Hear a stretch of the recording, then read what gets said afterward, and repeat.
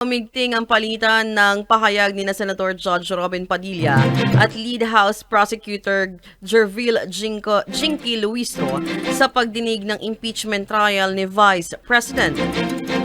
Nag-ugat ito ng igiit ni Padilla na dapat maging maingat ang prosecution sa pagpapili o sa pagpili ng mga saksi at iwasang magharap ng taong maaaring questionin ang kredibilidad.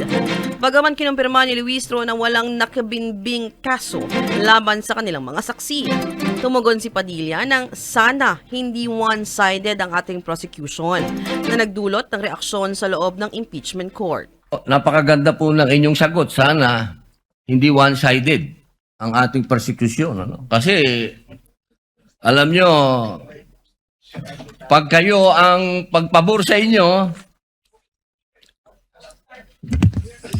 alam nyo, bawal po ang ginagawa. Kindly maintain Presiding order officer, within the bawal po court. ang ginagawa nitong nasa harap natin, nagkukomento.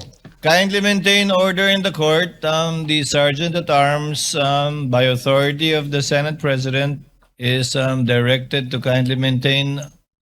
Hindi po order in the sila allowed mag-ingay. Korte po ito.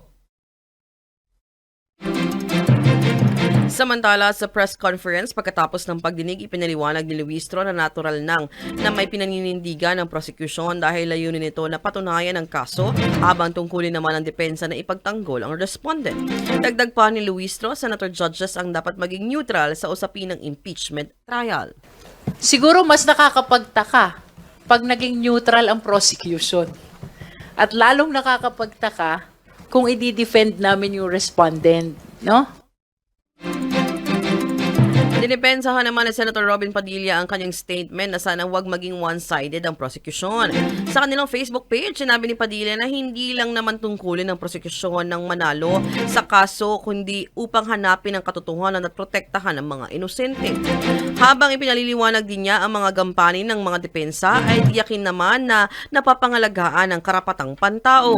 Giit ng senador, ang hustisya ay dapat manatiling ganap na neutral at walang kinikilingan na panig. Umani naman ito ng samot-saring reaksyon sa mga netizen.